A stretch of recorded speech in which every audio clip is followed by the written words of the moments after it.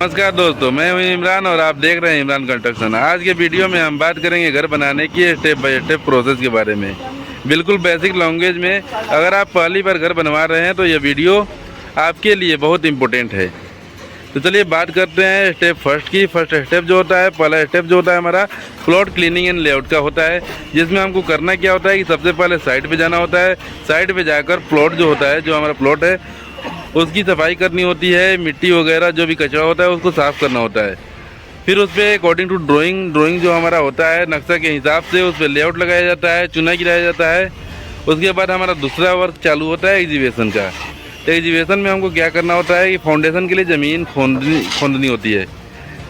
तो अब उसमें हमको ज़मीन कितना खोदना है तो ये डिपेंड करेगा हमारा स्ट्रक्चर पे कि हमारा कितना डेप्थ होगा, कितनी ज़मीन खोदी जाएगी, फाउंडेशन की डेप्थ कितना होगा, यह हमारे स्ट्रक्चर पे डिपेंड करेगा। ये हमारे ड्राइंग में मेंशन होगा। तो इसको हम मैनुअल भी खोद सकते हैं और जेसीबी से भी खोदवा सकते हैं, लेकिन मेरे हिसाब से बेहतर है मैनुअल खोदना। फिर स्टेप तीसरा जो होता है फाउंडेशन वर्क का होता है, जिसमें हमको करना क्या होता है कि सबसे पहले पीसीसी करना होता है। यानी कि जो हमारा फाउंडेशन के लिए जो हम एग्जीबिशन किए हैं, जो गड्ढा खोदे हैं, उसमें सबसे पहले रेत डाला जाता है, फिर उसको सोलिंग किया जाता है, फिर उसमें पीसीसी वर्क किया जाता है।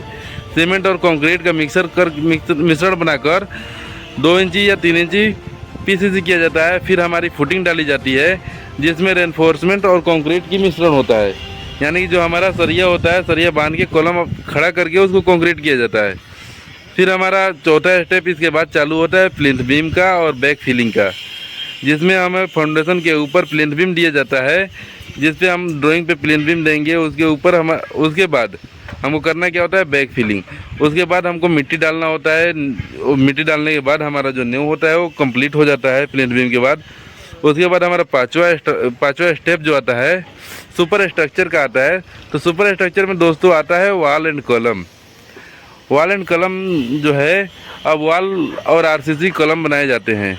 आरसीसी कॉलम बनाए जाते हैं और एक ड्राइंग के अकॉर्डिंग वॉल बनाए जाते हैं, ब्रिक वॉल किया जाता है और उसके बाद लिंटल डाले जाते हैं।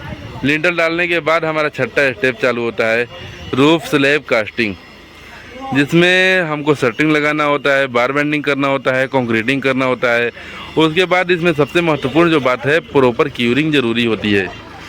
चाहे वो हम न्यू का काम कर रहे हैं, चाहे हम प्लिंथ बीम की काम कर रहे हैं, चाहे हम वॉल की काम कर रहे हैं या लिंटल की काम कर रहे हैं, सब में कंक्रीट की काम कर रहे हैं, सब में क्यूरिंग प्रॉपर ज़रूरी है।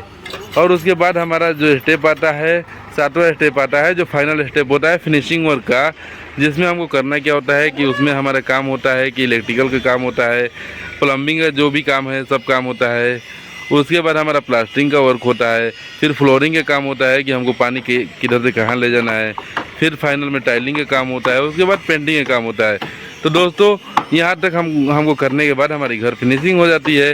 तो दोस्तों यह थी घर बनाने की कंप्लीट बेसिक प्रोसेस।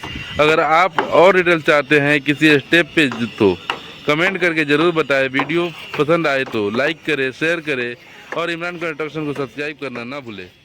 धन्यवाद दोस्तों।